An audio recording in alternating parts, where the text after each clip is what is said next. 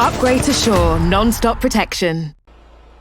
Welcome to New South Wales, where in just over 48 hours, England will be kicking off their World Cup semi-final against Australia in front of 75,000 fans that will pretty much all of them be against them. They are going to try and play the role of spoiler tomorrow night in Sydney. It's going to be absolutely fascinating. England have been going through their preparations today on the training pitch. We heard from Keira Walsh a little bit earlier, but former England winger Sue Smith, I want to know how you're feeling going into this game, because I don't know about you, but the atmosphere, the tension, the rivalry is ramping up on this side of the world. Sue, how is the build-up going back home? How is everyone getting behind the team?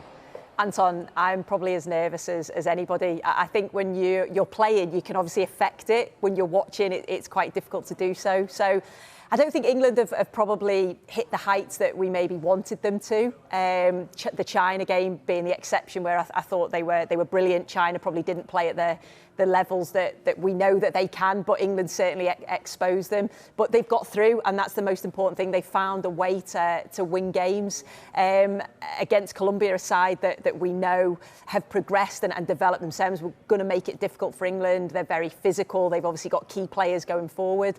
And England managed the game and obviously managed to get themselves through. Clinical finish from Alicia Russo. So I think it's going to be a different prospect against Australia. Like you said, the home fans. I've covered Australia a couple of times during the World Cup, and I think they've got better as the tournament's got on. So there's a lot of things that I think Sarina Wiegman and her team are going to have to look out for.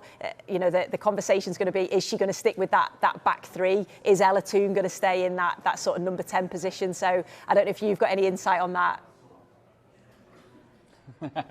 Well, hearing from Keira Walsh earlier, she was very much talking about the back three like it's a current thing. I'd be really surprised if Sarina Wiegman does mix it up with only a few days between the games. But that's what she did going into that China game, didn't she? She threw us all. So, but this is the semi-final. I can't imagine tactically the book will change going into this one. But so, like, we're hearing from the players, and they're very, very much saying, oh, it's all the fans and the media talking about the rivalry, but it's England-Australia. We all know the sporting rivalry, plus the fact that these England players know so many of these players from WSL in the Matildas team. So do you think there will be a little bit of rivalry, needle going into this? Oh, absolutely. And I've been looking at sort of like key battles, and you think, well, obviously Sam Kerr, if she plays, the key player, the superstar over there that's obviously had that injury.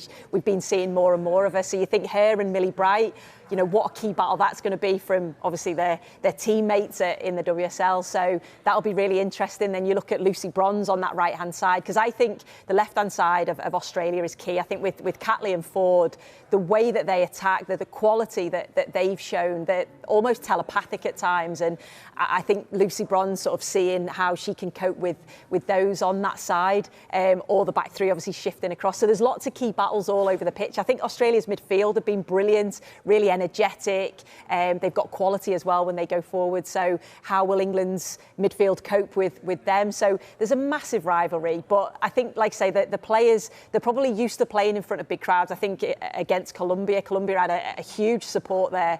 And I think that the players are just now able to focus. And I think that's been a real positive watching this side, that even when maybe they haven't played at their very best, they know how to win. They've got this belief, they've got this togetherness. Going down to 10 players when Lauren James got sent off, they had to play the whole of extra time with 10 players. They managed to do it. They found that sort of desire, that aggression, that togetherness that's needed, and that belief that they can go all the way to the final and go and win it. So, yeah, really excited about the Australia game. But as we all know, it's going to be difficult. So you talk about England potentially not peaking, but this is the first time they're going to play against a team that's ranked in the top 10 at this tournament as well. So what do you want to see England do better if they're going to win this? Well, they definitely do need to peak. I think that's something that we certainly know, that watching them against China, it was just quite relaxing to watch them. They got into their stride quite early on. They looked very fluid in that system. The way that they went forward was brilliant to watch, and they cut China open. And when China did try and go forward, we were winning the ball back quite quickly. I think they're going to have to do that against Australia. I think they're going to have to quieten the crowd really early on if they can, try and get that early goal. But I do like the two forwards of Hemp and Russo in terms of the pace that they've got, how they want to stretch defences, which then leaves space for those midfield areas. So I think obviously when they get the opportunities, they need to take them, and they just need to make sure that when Australia do look to counter, because they do have that pace going forward to counter and counter quickly, we need to make sure that we shut that off. They obviously beat us in that friendly, so they've got one over on us already. But I'm sure England, at their very best, can progress to the final. I love that, Sue. That's a little bit of confidence you ended on that. A little bit of confidence, despite the fact for the last few minutes you've been telling me you're nervous. But I did speak to Hannah Hampton a few minutes ago, England's backup goalkeeper. She said she's confident going into this, so I feel a little bit more confident as well. Not long, like I said, 48 hours until England try to make it through to a Women's World Cup final for the first time.